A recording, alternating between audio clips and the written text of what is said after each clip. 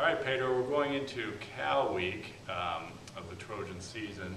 Coming off two crushing losses, final seconds, field goal in both cases, loss to Washington, loss at Stanford.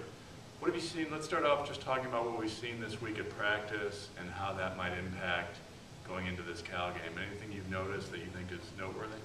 You know, I've seen the team rebound pretty well. I mean, you're talking about two, as you said, heartbreaking losses. You'd expect some severe, sadness, some severe toughness to rebound from the players, but I haven't really seen that. I mean, Kiffin said you couldn't really tell the difference whether they won or they lost. Maybe that's a little bit of an exaggeration, but that point in itself is very valuable. Yeah. The thing I've seen this week that stood out is a lot of guys standing around that trainer's table on the practice field, either on crutches or with a knee brace. On offense, start with offense, you've got Dylan Baxter, the kind of spark plug, tailback. Looks like he may not make it. The tight end, Jordan Cameron, Dicey. A couple guys on defense who are some of the other... Malcolm Smith in himself. You might have Chris Gallipo be able to replace him, but having a guy like that out is a big deal. Shane Horton, who replaced Malcolm pretty successfully, is limited with a growing injury this week in practice. There's really injuries all across the board. 3 of the 5 starting offensive linemen have missed some time already this week. You're in trouble if you're USC. One interesting subplot this week is the coaches. A couple weeks ago, there was a lot of attention given to Lane Kiffin going up against Steve Sarkisian, the former assistant here at SC when Lane was here. This week he goes up against a figure who's more of a mentor figure to him, Jeff Tedford, who he worked with at Fresno State when he was a student and transitioning into coaching as a student assistant. So do you think that's kind of are there any other subplots that you see, Pedro, that you think are interesting in this game? It's funny, with the Pac-10, there's so many different coaching subplots. But about the Kiffin-Tedford thing, it's funny. Somebody asked him yesterday after practice whether he or Tedford's offenses were pretty similar.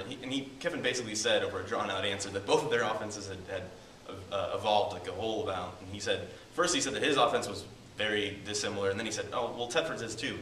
So, yeah, these guys knew each other 15 years ago. We're pretty good friends. Obviously Tedford was his mentor, but I'm pretty sure they're not that similar at this point in time. Yeah, that somebody was me, by the way, Pedro.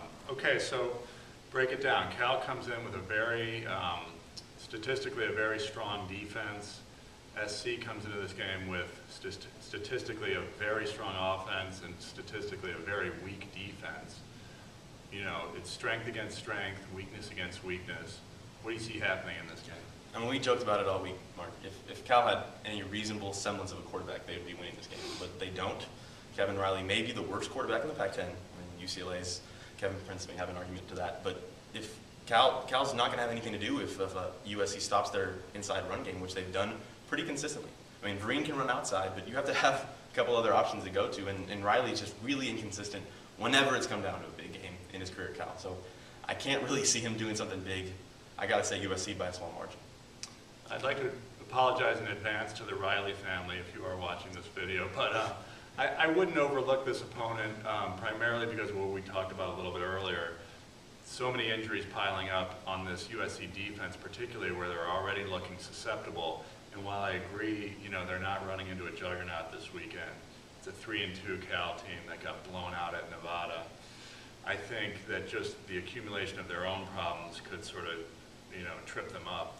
I think going forward, they're going to have to score a lot of points. So a little bit of a tough matchup with a good defense. I picked the Cal upset on our site, and I'll stick to that, even though I don't feel very strongly about that. What's your prediction for the score? I think I said USC 28, Cal 24, but as we both know, our predictions haven't been too successful thus far.